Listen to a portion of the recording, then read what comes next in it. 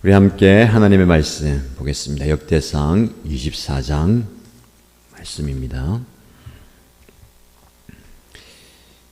오늘 저와 여러분들 함께 묵상할 말씀은 역대상 24장입니다. 다 읽진 않고요. 말씀 묵상하면서 필요한 부분 읽겠습니다. 여러분 개인적으로 전체를 다 읽으시면서 오늘 저와 여러분에게 주시는 하나님의 말씀을 또 받으시기 바랍니다.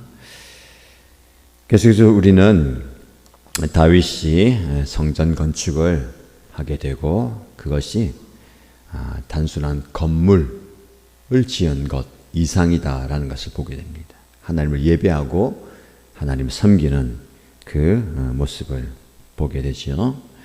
오늘은 아론의 자손 중에서 제사장의 직무를 맡게 되는 부분입니다. 근데 이 말씀을 통해서 우리는 하나님께서 어떻게 공평함에 대해서 우리에게 말씀하시는가를 깨닫게 됩니다. 우리 세상을 살아가면서 불공평함에 대한 마음의 어려움을 많이 경험합니다. 가정에서도요, 세상에서도, 심지어 교회에서도 이것이 공평한가, 불공평한가를 따지게 됩니다. 왜 저 사람과 나는 받은 것에 대해서, 인정받는 것에 대해서 차이가 나나? 쉽게 말하면 저 사람은 많이 인정받고 나는 적게 인정받느냐라는 겁니다. 혹은 저 사람은 또 나보다 적게 하고 나는 왜 이렇게 짐을 많이 지게 되느냐? 불공평한 것 아니냐라는 겁니다. 그 불공평함이 우리의 마음을 좀 힘들게 만들고 신앙생활할 때에 신앙에 어떤 침체라든지 또 어려움을 겪게 됩니다. 오늘 본문의 말씀을 통해서 우리는 그런 불공평함에 대한 생각 또 모습을 어떻게 극복할 수 있을까를 깨닫게 됩니다. 아론 자손들이 제사장의 직분을 맡아야 됩니다. 1절 말씀을 함께 볼까요? 아론 자손의 갈래는 다음과 같다. 아론의 아들은 나답과 아비후와 엘레아살과 이다말이다. 아론의 아들이 4명이었습니다. 나답과 아비후와 엘레아살과 이다말. 근데 나답과 아비후가 제사장의 직무를 감당하다가 하나님께서 명하신 규례대로가 아니라 자기 방식으로 제사를 드리다가 분향하다가 하나님의 심판을 받게 되었습니다. 우리가 알듯이 하나님의 일은 하나님의 방식으로 해야 되잖아요. 아무리 제사장이다 하더라도 내 방식대로 내 편한 대로 내가 하고 싶은 대로 해서는 안 되는 것이었습니다. 그래서 2절 말씀 보니까 나답과 아비후는 아버지보다 먼저 죽었다. 그들에게는 아들이 없었으므로 엘레아살과 이다말이 제사장이 되었다. 나답과 아비후가 아들이 있었다면 그 제사장의 계보가 아들로 이어졌겠죠. 그러나 그 아들이 없었기 때문에 그 동생들입니다. 엘레아살과 이다말이 제사장이 되었습니다. 그런데 우리가 다윗이 성전을 건축했을 때에 이 건물 그리고 성물 시스템들을 조직했잖아요. 근데 그거 못지않게 사람을 세운 것을 보게 됩니다. 하나님을 예배하는 그 일을 맡을 사람들을 준비시켰잖아요. 그 중에서 중요한 역할을 하는 제사장들을 세웁니다. 3절 이하 말씀 보십시다. 다윗은 엘르아살의 자손 사독과 이다말의 자손 아히멜렉과 함께 아론 자손의 갈래를 만들어서 그들이 할 일에 따라 직무를 맡겼다. 아멘. 이다말 그리고 엘르아살의 후손들이 제사장의 직무를 감당합니다. 그들이 할 일에 따라 직무를 맡겼다. 다양한 일들이 성전에 주어지는데 각자에게 사명을 맡기는 겁니다. 이런 일을 맡고 저런 일을 맡겨라. 근데 그 일을 맡길 때에 우리는 좀 마음에 어려움이 있습니다. 왜 나는 이런 힘든 일을 맡게 되냐? 왜 우리는 저 사람, 저 가문보다 더 어려운 일을 맡게 되냐? 이게 우리의 마음을 좀 어렵게 만들잖아요. 그들이 할 일에 따라서 다양한 직무를 맡깁니다. 근데 4절 말씀 보시면 엘르아살 그리고 이다말 자손들이 수적으로 차이가 납니다. 엘르아살 자손 가운데서 족장이 될 만한 사람이 이다말 자손에서보다 더 많았으므로 엘르아살 자손을 그 가문을 따라 16명의 족장으로, 그리고 이다말 자손은 그 가문을 따라 8명의 족장으로 나누었다. 더 많은 가문에 더 많은 지도자를 세우게 됩니다. 당연한 것 같아요. 사람의 수에 따라서 더 많은 지도자를 세웠습니다. 그런데 성전에서 하나님의 일을 할 지도자들이 엘르아살 자손과 이다말 자손 가운데 모두 다 있으므로 이 두 가문을 제법 뽑아 공평하게 갈래를 나누었다라고 말씀합니다. 많은 수가 있잖아요. 적은 수가 있잖아요. 거기서 비교가 나오잖아요. 그리고 불공평함에 대한 또 불만이 좀 나오게 됩니다. 왜 우리가 더 많은데 저 사람들하고 똑같이 대우받아야 되냐? 저 무리는 사람이 많으니까 목소리를 크게 내는데 우리는 수가 적으니까 좀 소외되는 것 아닌가라는 겁니다. 사회에서도 그럴 수 있고요. 교회 공동체에서도 그럴 수가 있습니다. 다윗은 이 두 가문이 수적으로 차이가 나지만 제비를 뽑아서 공평하게 갈래를 나누었다라고 말씀합니다. 제비를 뽑아서 공평하게 나누었다. 어떻게 해도 불만이 있을 것 같아. 많은 수가 있으니까 많은 걸 맡기고 적은 수가 있으니까 적은 걸 맡기면 각자 입장에서 왜 우리는 많이 해야 됩니까? 왜 우리는 이것밖에 안 됩니까? 라고도 할 수 있잖아. 근데 제비를 뽑아서 공평하게 나누었다.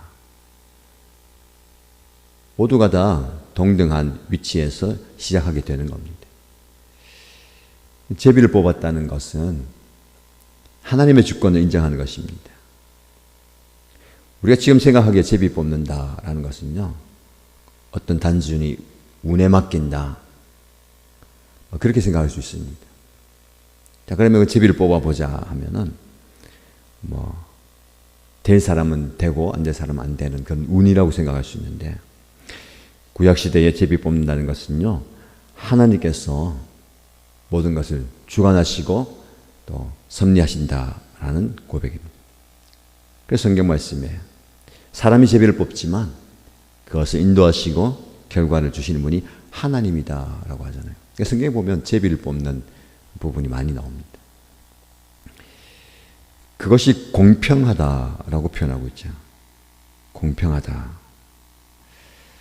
하나님 보시기에 다양한 사람, 모든 사람에게 기회가 주어지는 거예요. 이 복음의 핵심입니다. 복음은 힘 있는 사람, 능력 있는 사람, 많은 사람에게 독점되는 게 아니잖아요. 가진 자나 못 가진 자나, 있는 자나 없는 자나, 높은 자나 낮은 자나 모두에게 주시는 하나님의 은혜입니다. 그러므로 여러분들이 가진 사람입니까? 높은 자리에 있는 사람입니까? 교만할 필요가 없는 거예요. 없는 사람입니까? 낮은 자리에 있습니까? 자격지심이나 부족함을 느낄 필요가 없는 겁니다. 하나님께서 예수 그리스도를 이 땅에 보내신 거, 죄 없는 분이 십자가에 죽으셨어요. 그것은 불공평함의 극치입니다. 죄 없는 하나님이 왜 십자가에서 수치를 당하고 죽어주셔야 되는 거예요? 세상적으로 볼 때요, 그거는 누구도 감당할 수 없는 불공평함의 극치입니다. 여러분이 만약에 그런 위치에 있다면 정말 힘들 것 같아요. 내가 왜 이 자리에, 이곳에. 우리가 생각하는 게 그런 생각이잖아요. 그런 생각 들 때 많지 않습니까? 왜 내가? 하필이면 내가. 그런데 예수님께서 그 불공평함을 다 받으시고 공평함을 이루셨어요. 모든 믿는 자에게 구원을 주시는 하나님의 능력이 되셨습니다. 이 능력을 저와 여러분에게 주셨어요. 복음의 공평함입니다. 31절 말씀을 같이 한번 읽어볼까요? 이들도 그들의 친족인 아론 자손과 마찬가지로 다윗 왕과 사독과 아히멜렉과 제사장과 레위 사람 가문의 족장 앞에서 제비를 뽑았다. 가문의 종가이든 가장 작은 집이든 공평하게 제비를 뽑았다. 아멘. 나머지 레위 자손의 모습을 소개하면서 그 가문별로 마찬가지로 제사장 그리고 레위 가문의 족장 앞에서 제비를 뽑아서 하나님의 사역을 감당하게 되는 겁니다. 여기서 우리가 집중하는 것은요, 가문의 종가이든 가장 작은 집이든 공평하게 제비를 뽑았다. 큰 자나 작은 자나 소외되지 않고 열애 없이 공평하게 제비를 뽑았다는 겁니다. 그러려면 세심함이 좀 필요하겠죠. 누가 빠졌나, 누가 참여하지 못했는가를 돌아보는 세심함인 것 같아요. 교회 공동체가 이런 세심함이 있어야 되겠습니다. 우리 인간은 좀 연약합니다. 그렇죠?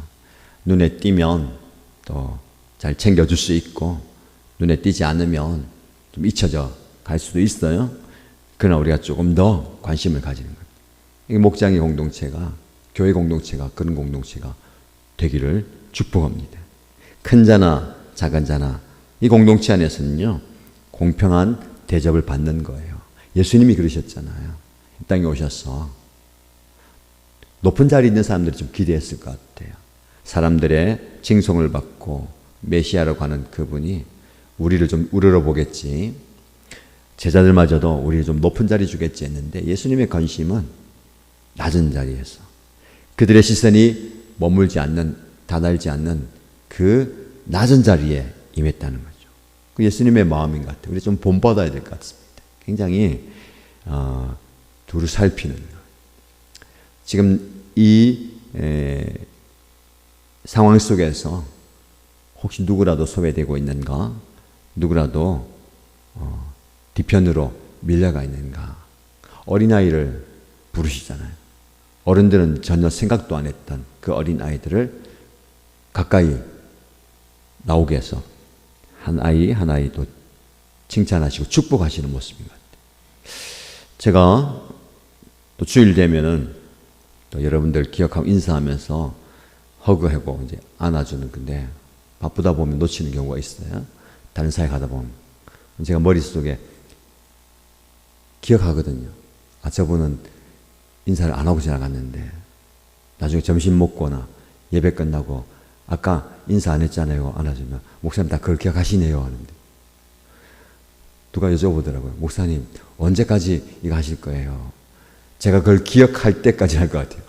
기억 못하면 아 이거 한 사람 안 사람 시험 될 거예요. 목사님 날 했나 안 했나. 어떤 때는 두 번 할 때도 있거든요. 어린아이들 같은 경우는 두 번 해도 되지요 이렇게 하는데 그거 같아요. 그거 하는 중요한 이유 중에 한 가지가 한 번 더 마음에 새기면서 저분을 생각하는, 아 저분이 나하고 인사를 했나 안 했나, 봉을 했나 안 했나 한 번 더 헤아려 보는 겁니다. 이거 같아요. 한 번 더 눈길이 가는 거예요. 좀 소외된 사람, 연약한 사람, 부족한 사람에게는요 한 번 더 눈길이 가는 거예요. 교회가 그런 공동체가 되면 좋을 것 같아요. 공평하다. 세상은 그렇지 않습니다. 불공평한 세상 속에서 상처받고 마음이 어려워요. 교회에 들어왔어요. 교회도 그렇다면 어디에 정을 붙이고 어디에 또 마음을 두고 기댈 수 있을까요? 그렇죠? 우리 공동체가 그런 공동체가 되면 좋겠습니다. 그러려면 누가 손해봐야 될까요? 있는 사람이 좀 내려놔야 됩니다. 그럴 수밖에 없는 것 같아요. 제비 뽑는다 할 때에 그 마음, 우리는 더 가져야 되는데, 우린 더 많은데, 나는 더 누려야 되는데, 그 생각하면 마음이 한없이 어려워질 거예요. 그럼 좀 내려놓고 내가 누릴 수 있는 그 권리와 권을 남들과 함께 나눈다라고 생각하는 것. 그 마음이면 좋겠습니다. 또 한 가지 더 중요한 것은요. 그렇지만 공평하게 한다고 해서 사람의 방식대로 하면 안 되겠죠. 19절 말씀입니다. 같이 읽겠습니다. 그들은 하는 일에 따라 주님의 성전에 들어가서 주 이스라엘의 하나님께서 그들의 조상 아론을 시켜서 지시하신 규례대로 직무를 수행하였다. 아멘. 하나님께서 아론을 통해서 지시하신 규례대로 직무를 수행하였다. 공평하게 그러나 규례대로 하나님께서 원하시는 방식대로. 공평하다고 해서 세상 방식이나 세상의 뜻대로 인간의 방식이 아니고요. 하나님의 규례대로 하는 겁니다. 하나님의 방식대로. 여러분 삶의 자리에서 여러분도 이런 모습이 있으면 좋을 것 같아요. 하나님의 공평이 나를 통해서 전달되게 하시고 또 이 모든 것들을 감당할 때에 하나님의 규례대로. 이걸 여러분들이 좀 적용해 보시기 바랍니다. 규례대로가 하나님의 뜻대로, 말씀대로, 하나님이 원하시는 대로, 하나님 기뻐하시는 대로 등 다양하게 좀 적용할 수 있을 것 같아요. 규례대로. 딱 정해진 틀에 맞춰야 된다가 아니라 하나님께서 기뻐하시는 대로, 하나님께서 원하시는 대로, 하나님께서 즐거워하시는 대로라는 겁니다. 이 말씀을 여러분 삶에 좀 적용하시고 또 우리 공동체에 좀 적용하시기 바랍니다. 우리 공동체에 들어오는 많은 사람들이 하나님의 공평함을 누리고 또 하나님의 은혜를 누릴 수 있는 그런 은혜가 있기를 주님의 이름으로 축복합니다.